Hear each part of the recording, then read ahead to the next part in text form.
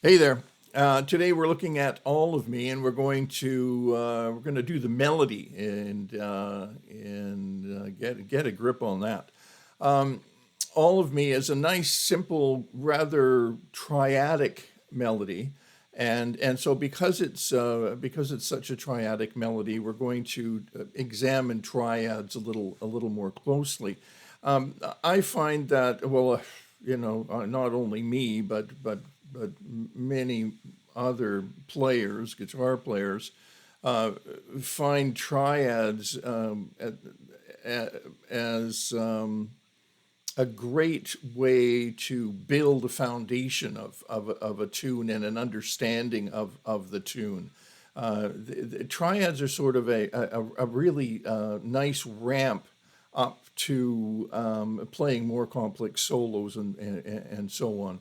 So that you don't so that you're not separating the solo from the chords. You chunk away at chords and then bam, you leave chords alone, and all of a sudden you're just a monophonic, a single note line instrument.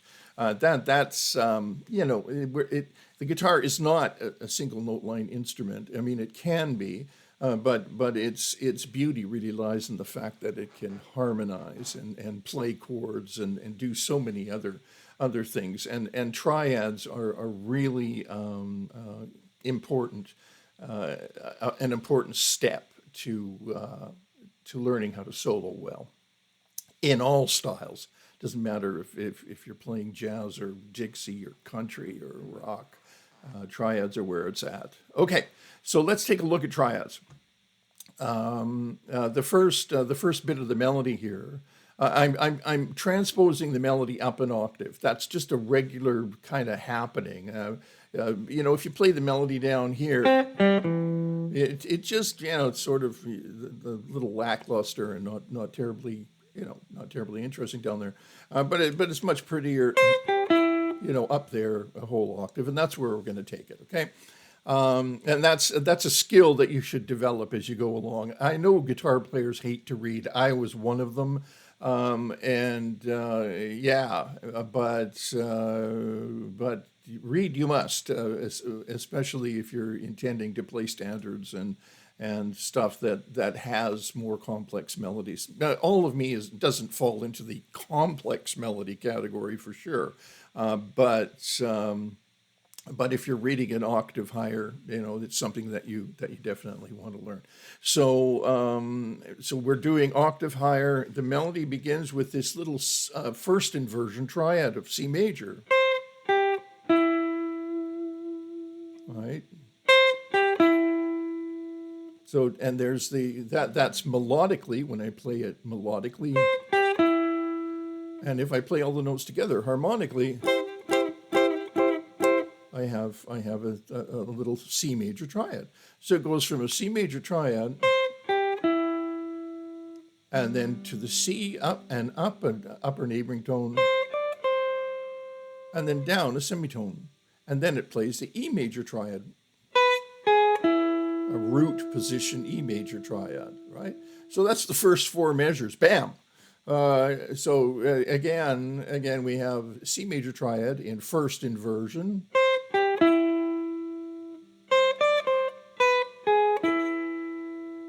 Yeah, and that's all there is to that. If I were playing these harmonically, it would just go like in a sort of banjo style. Okay, and then the next chord is A7. Let's play that down now. Well, let's play it here. So that's the root, the seventh, and the fifth of the chord. And but I can't play this as a triad when I'm playing it here because I'm crossing over on two strings. And that's what I'm going to do. I'm just going to stay there. If we were to play a little a seventh triad there, yeah, we could do this seventh and the third, right? and then let's so back to the top, right, and then to this, and then D sharp,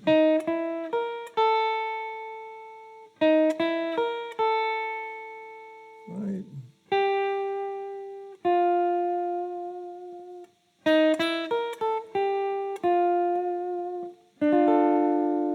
There's a D minor triad, right? Take it from the top, just playing the triads.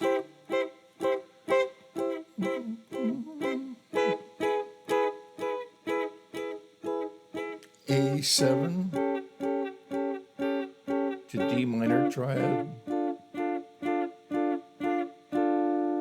And then from there, we are going to stick an octave higher. Let's just go down here,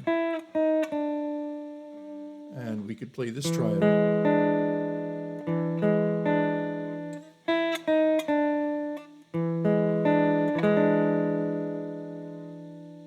Okay, and then here. So that's just an E major triad at that point, and then up to, and we can play an A minor triad here.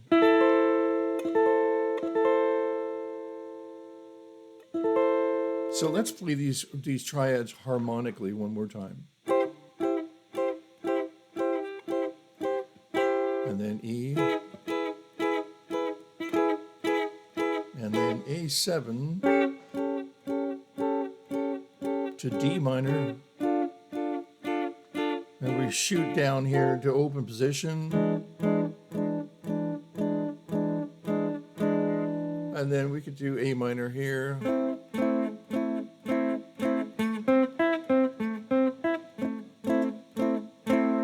Then D7, all we have to do is just add that one finger to make it a D7 triad. And then D minor, right in the same position. And then G7. So I'm just going to play these without rhythm, just so you can check the forms.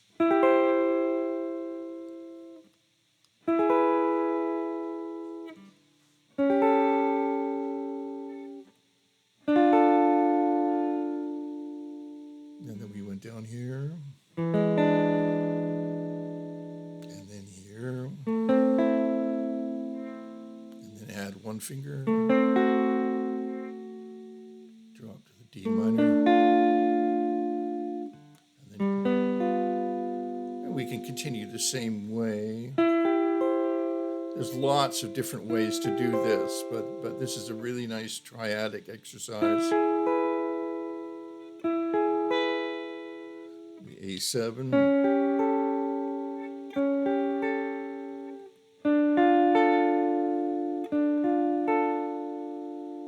and now a slightly different form. Why don't we take it up here, F, and then to go to F minor, we just change the third, drop it a semitone, right, and then E minor, skip the C major, A7, D minor, G7, and then C major. 6, you can play the 6 up there. So this, as I was saying, is a great start, a great ramp up to learning how to play the solo. So let's just take a look at a slightly closer look at the melody one more time, just to help you through from the beginning to the end this time, like a triad.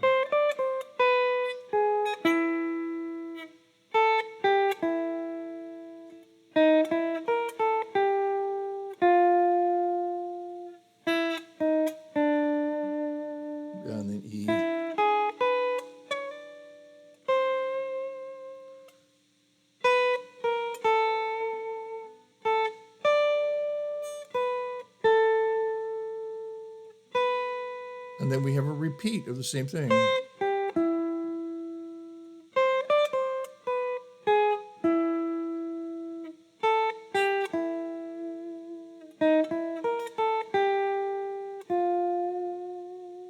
And now we have the D.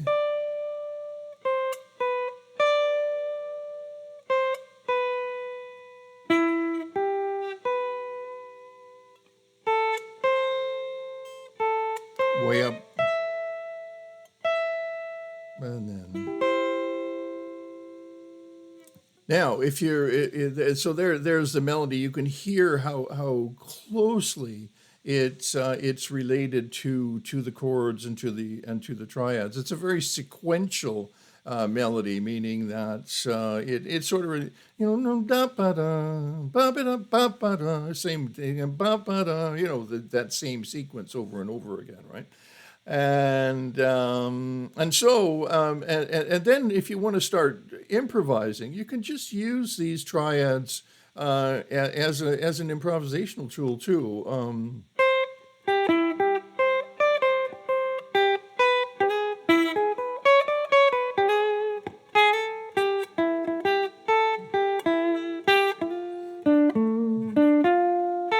You get the idea, right? And I think it's just a really, really great way to. It almost starts to sound like a country swing, Texas swing style when you play it in that way, and it's very, very effective way to find your way around the fretboard, and a very, very effective way to teach you how to play triads harmonically as well as melodically, and how those triads are related to the melodic structure and harmonic structure of the tune. So if that helps you, that's great. I hope it did. I hope it does. And please like and subscribe. That really helps us. Gives us an indication of what we should continue to do. And please leave a comment, and we'll or if you have any questions, leave us a question, and we'll get back to you. We will. And if you have any ideas for other tunes or videos, let us know. So thanks for stopping by. That was all of me.